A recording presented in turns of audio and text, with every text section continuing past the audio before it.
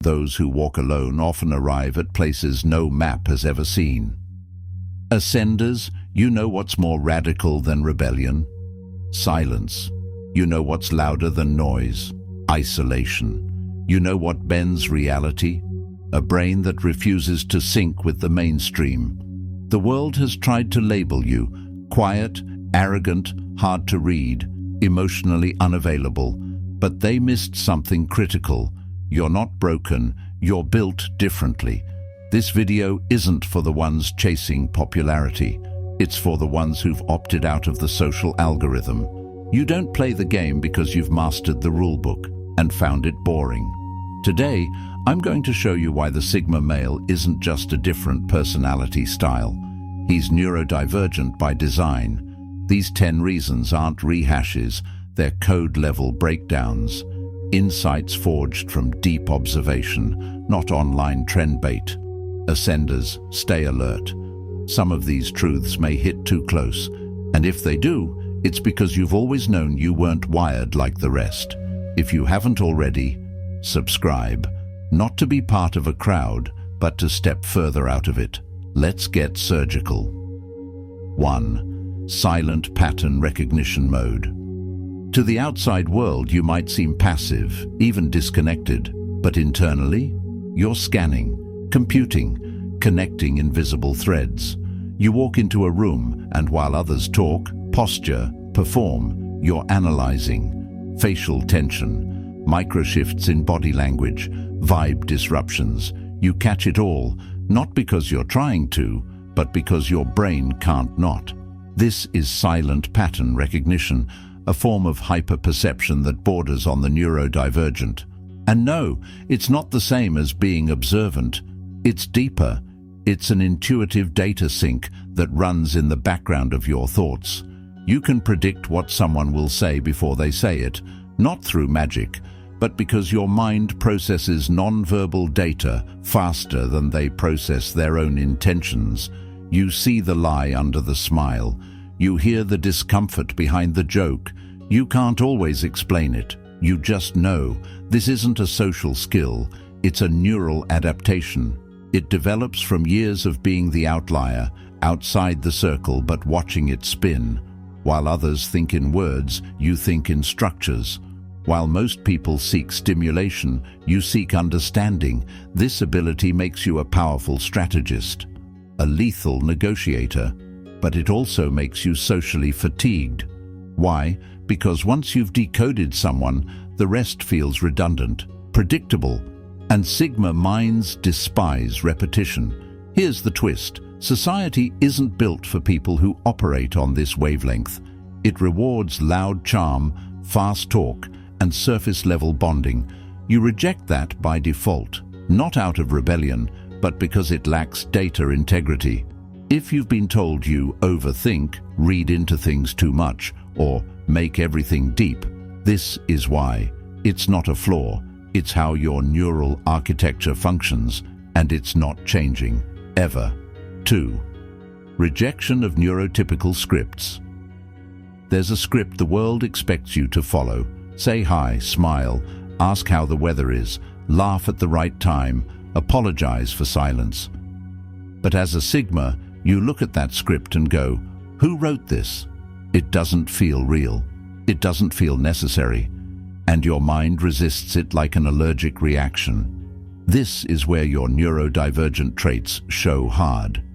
You can play the game if you must, but every second of it feels like acting in a play you didn't audition for. Let's be real. Small talk bores you. Fake enthusiasm drains you. Groupthink irritates you. You don't rebel loudly, you just opt out, quietly, efficiently. You avoid unnecessary meetings not because you're lazy, but because they feel like performance art. You don't say, "How are you?" unless you actually want to know. You don't compliment unless it's authentic. And you never, ever ask rhetorical questions. Why would you? This makes others uncomfortable. They don't get it. They think you're being cold or arrogant. But the truth is, you're allergic to artificiality. That's not rudeness. That's neurological friction. Here's the key. Your brain seeks signal, not noise. You crave depth, purpose, clarity. Surface-level interaction feels like trying to feed your mind with styrofoam. Now, some people might say, that's just introversion. Wrong. Introversion still plays by the rules, just at lower volume. But a Sigma with neurodivergent wiring doesn't just turn down the volume. He changes the entire language. You don't just want silence, you want truth. You don't avoid people, you avoid scripts. This means you often connect better with people on the fringes, the oddballs, the thinkers, the ones who glitch in the system, because that's your native tongue. The irony? People will accuse you of being difficult, yet they'll seek your insight when things fall apart, because you're not blinded by social reflex. You see things as they are, not how they're presented. So when someone says, "Why can't you just be normal?" the answer is simple. You weren't designed for normal. You were designed for signal clarity. Third thought lag, thought surge. Ever been in a conversation and suddenly your mind blanks out? Then 5 minutes later, it fires up with a response so sharp, so layered, it could have reshaped the whole dialogue. That's not slowness. That's not awkwardness. That's thought lag, thought surge, a neurodivergent rhythm of cognition that Sigma males live in. Here's what's happening. Your brain isn't working on the same input-output pace as everyone else. While they process stimuli quickly and fire back with rehearsed responses, your brain is building a fortress of thought behind the scenes. It's like downloading a massive file. No pop-up, no sound. But when it's done, it's complete and powerful. That's the lag. That's the surge. This can feel isolating. People expect real-time replies, instant opinions, constant participation. But your strength lies in delayed clarity. You don't just react. You simulate possibilities. You don't argue instantly. You analyze, mentally restructure, and then strike with insight that dismantles the surface logic. This throws people off. They mistake your pauses for indecision. But the truth is, you're calculating multiple dimensions of reality while they're still stuck on the first layer. And when the surge comes, it's overwhelming. The rush of ideas, connections, questions, patterns, too much to say all at once. So you often stay quiet. Not because you have nothing to say, but because your mind has too much to compress into words. This is another mark of neurodivergence, non-linear processing. You don't think in steps, you think in constellations. In high-stakes moments, crisis, conflict, strategy, you shine. Because while others panic in real time, you're already in predictive mode. You've been running simulations silently, and now you move with eerie clarity. But here's the cost. Your pace doesn't fit the world's rhythm, so you're labeled slow, spacey, too intense, or too quiet. Don't shrink from that. It's not dysfunction, it's depth. Your mind isn't lagging. It's loading precision in a world obsessed with speed. 4. Emotionally mute, energetically loud. They say you're hard to read, that you don't show emotion, that you seem distant, disconnected, cold. But here's the twist. They feel you before they ever understand you. You might not emote like others. You don't wear your heart on your sleeve. You wear it deep, coded into your tone, your presence, your stillness. This isn't emotional numbness. It's emotional encryption. You don't lack emotion. You process it differently. As a Sigma with neurodivergent tendencies, you experience emotions in intense internal waves, but you rarely let them spill externally. Not because you're hiding, but because you're filtering. The world demands quick reactions. Laugh here, cry there, nod, emote, express. You don't comply. You evaluate. You measure. You feel through frameworks, not performance. People sense your energy shift before you speak. They notice when you enter a room. There's a gravity to your silence, a pressure in your presence. This is what confuses them. They expect emotional expression through volume and words. You deliver it through atmosphere. You walk past someone and they feel tension. You look at someone and they feel exposed. Not because you're aggressive, but because you project more through less. That's energetic volume, and it's not something you choose. It's your neural reality, but it comes at a cost. You're often misunderstood. People think you don't care. Truth is, you care deeply. So deeply, you'd rather protect your emotions than perform them. You don't cry in public. You don't explode when angry. You compress, contain, channel. Sometimes this internal processing creates burnout. You absorb everything but rarely release it. That's the risk of emotional muteness. When the pressure builds, it hits hard and late. But here's the secret. You don't need to match society's emotional language. Yours is quieter, rarer, and for those who get it, infinitely more real. You don't express to be seen. You express when it matters, and that's power. 5. Obsession as survival. Most people dabble. They try, quit, switch lanes. But you lock in. When something pulls your curiosity, it becomes an orbit. You loop it, study it, break it, rebuild it, until it becomes part of your neural DNA. This isn't hobbyism. This is obsession as survival. To the neurotypical world, obsession is weird. To you, it's natural, necessary, even sacred. You don't dip your toes, you dive without a rope. When you want to understand something, you give it hours, days, years. You tune out the world and go full monk mode. Why? Because your brain craves depth, not variety. You don't want 10% of 10 things. You want 100% of one thing. This obsession might be a topic, a system, a craft, a pattern. To others it looks unhealthy or excessive. But to you, it's the only way to feel mentally aligned. And let's be clear, it's not addiction, it's integration. You go deep because your brain needs full comprehension to feel safe, stable, and fulfilled. Shallow understanding creates anxiety. Full mastery brings calm. That's why school bored you, why group projects frustrated you, why just have fun with it never made sense. Because you don't play, you build. But obsession comes with isolation. You disappear into your work. You forget time. You forget food. People don't get it, and they stop trying. That's okay. Your obsession is your engine. It's how you survive a world that feels chaotic, inconsistent, and often illogical.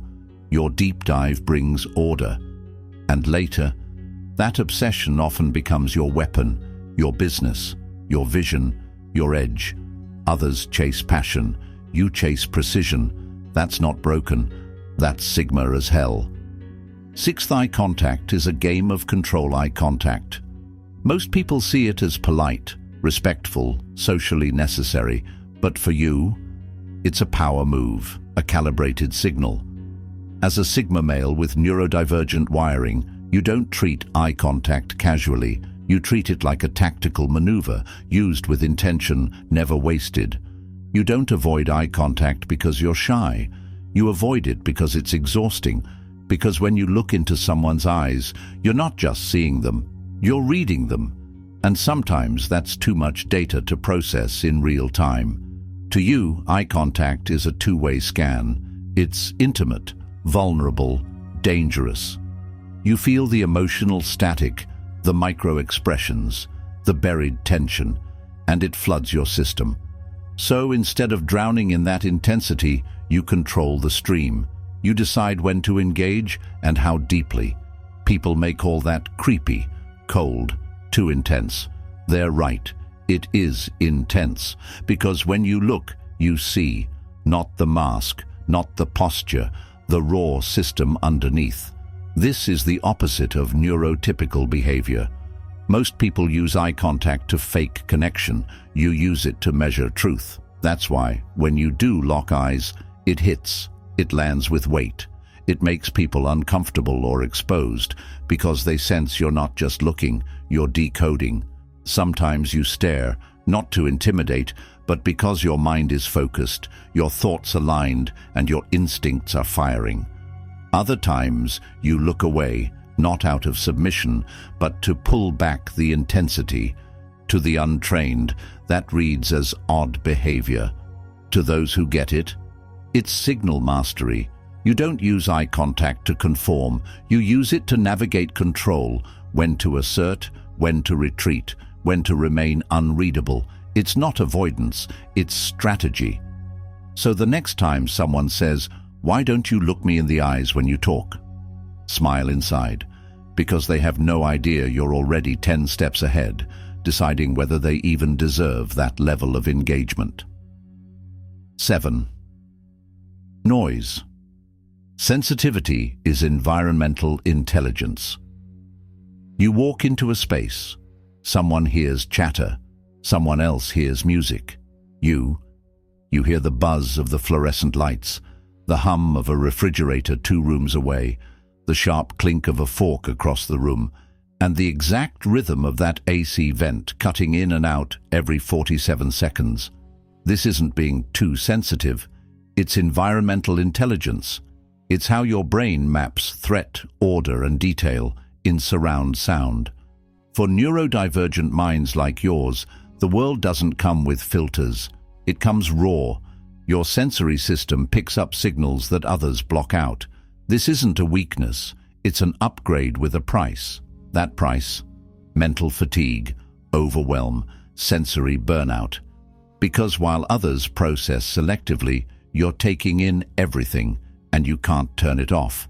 This is why loud environments drain you. Not because you're antisocial, but because your brain is processing far more than it was built to handle in that moment. You hear through the sound. You feel the vibration of noise. You get headaches from crowded places, not because of people, but because of data overflow. Here's what most people never realize. Your sensitivity gives you an edge in pattern recognition, alertness, and even survival. You can tell when a room shifts emotionally, just from the way sound bends. You know something's wrong before it's said, because your system already caught the signal. That's neurodivergent pattern mapping, and it makes you hyper-aware, hyper-precise, and often hyper-tired. But it also makes you dangerously perceptive. You catch lies mid-sentence. You hear insecurity in someone's voice even when they smile. You sense when a deal's going bad before it shows in the data. This isn't being on edge. It's being tuned in to the pulse of the room, constantly.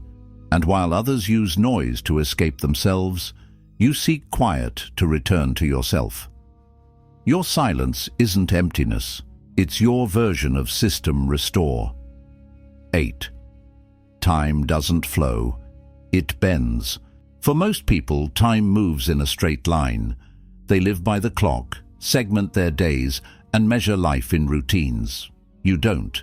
You experience time like gravity. It stretches, compresses, loops. This is why hours vanish when you're focused, why minutes feel like hours when you're disengaged, why the entire concept of schedule feels more like a trap than a structure. Your brain doesn't operate in sync with the calendar. It operates in cycles of intensity and focus. This is a classic sign of neurodivergence, a non-linear relationship with time. You enter what some call flow state, but for you, it's not rare, it's home. In this state, distractions vanish. Food doesn't matter, time dissolves. You can create, think, build, or observe for 5 to 6 hours without looking up once. But the world sees that and calls it losing track. They don't get it.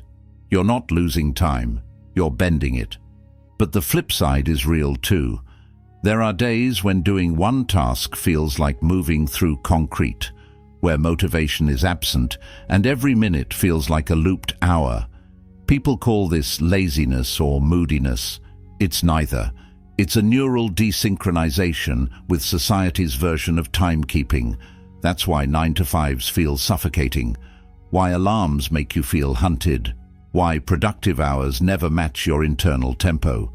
Because your brain doesn't care about when, it cares about why. It responds to depth, urgency, and interest, not clocks. The irony?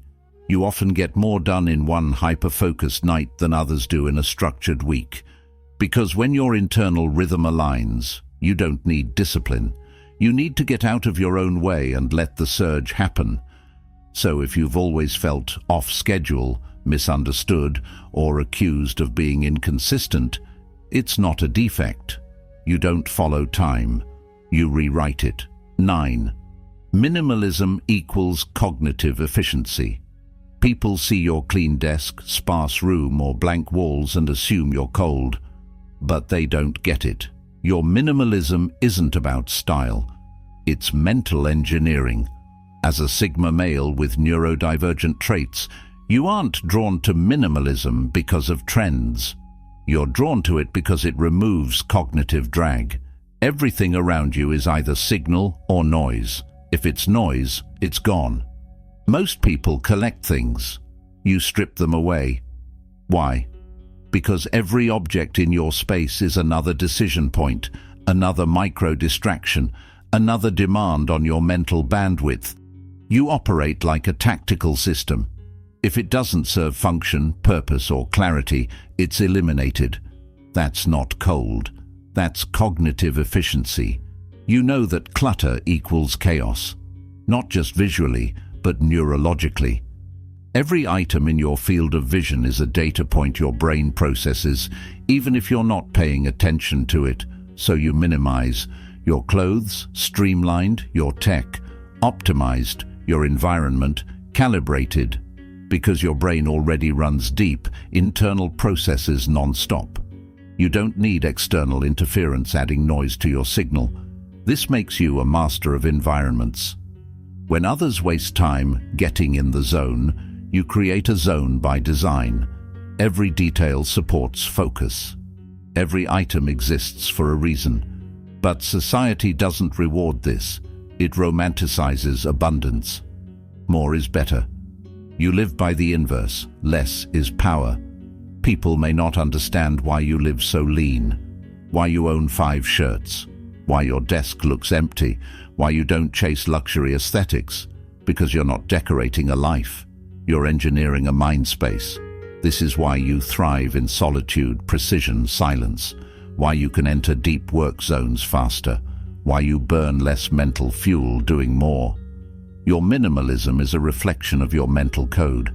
It's not just taste, it's strategy. And when the world around you collapses into overstimulation, you're not panicking.